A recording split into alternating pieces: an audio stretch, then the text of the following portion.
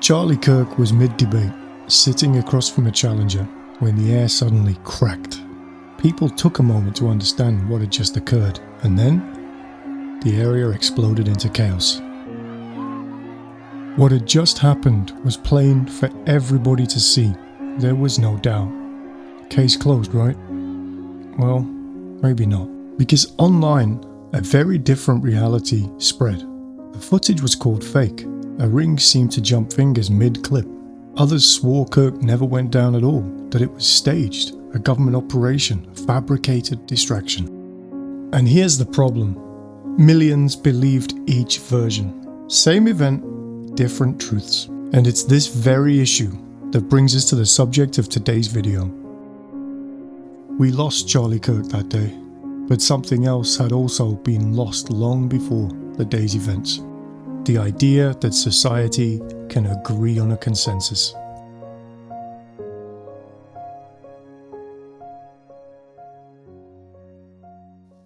A long time ago, decades maybe, consensus used to be a thing that was boring. We all lived inside the same shared truths. Gravity pulled down. The earth was round. Fire burned if you touched it. Even the tragedies were settled facts. When JFK was taken out, for example, the footage wasn't accused of being fabricated. Also, when 9/11 happened, no one denied that the towers had actually fallen. There were theories and doubts, yeah, sure. But the baseline reality, it was never in question. Now though, consensus is shattered, and the cracks run everywhere. The human brain is wired to see patterns. We crave order in chaos. And when a story matches what we already believe, our brains reward us with a hit of dopamine. The internet has weaponized that craving. And the thing about the algorithms is that they maximize for short-term attention. When you go to Google and type in climate change is, you're going to see different results depending on where you live and the particular things that Google knows about your interests. Watch one video calling that event fake, and you'll be handed 10 more. Watch one insisting that the event was real. The same thing. Algorithms don't care what's true, only what keeps you watching more. A lot of people think Google's just a search box and Facebook's just a place to see what my friends are doing. What they don't realize is there's entire teams of engineers whose job is to use your psychology against you. That's not by accident, that's a design technique. And so basically they're actually optimizing for hedonism. Yeah. And then you might say, well, so what? Because you're getting what you want. Well, the problem with short-term impulsive hedonism is it doesn't play out well over any reasonable time span. What I want people to know is that everything they're doing online is being watched, is being tracked. Every single action you take is carefully monitored and recorded.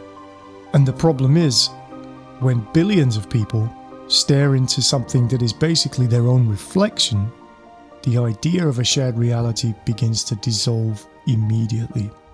Elections, UFOs, global health crises, climate change. Each of these should be collective conversations, matters of evidence, debate, and decision. But instead, they've splintered into parallel realities. In 2020, doctors filmed overflowing wards, while others insisted they were just empty stage sets. During elections, one group waited in line for hours to vote, while another swore the entire process was fabricated. Even the Pentagon releasing UFO footage wasn't enough to bring agreement. One side saw proof of the unknown, the other, propaganda. When everything can be dismissed as fake and nothing can be trusted as real, and without agreement on the basics, how does society move forward at all? So here's the twist. None of this is new. When the printing press arrived, reality fractured. Every priest with a Bible suddenly had competition from a pamphlet claiming the opposite. Wars were fought not just over faith, but over which version of the truth to believe. When television took over, reality became curated. A few powerful broadcasters shaped entire national moods every evening. And now, the internet has multiplied it 1,000-fold.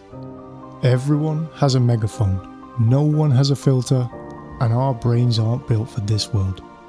We're living in a dopamine economy where currency isn't truth, but engagement. The louder, the more extreme, the more outrageous, the more the system will reward it. Conflicts are very complicated, and people want it to be binary. They want there to be a good guy and a bad guy, and that's oftentimes not really the case. And slowly, division sadly becomes addictive. When Charlie was taken on that day, it revealed so much about our modern society. It revealed many things about us as well, about how truth itself is dying in plain sight. Well, it's hard to organize yourself for combat unless you are quite convinced that you're the good guy. In today's world, everyone is led to believe they're the star of their own show. And that means anyone on a competing path stands a strong chance of becoming the enemy. And no society can survive that. Or, if everybody's special, then nobody is. So here's the real question. If we can no longer agree on what's real, what's left to hold us together? And maybe the darker question is this: what happens when the answer is nothing?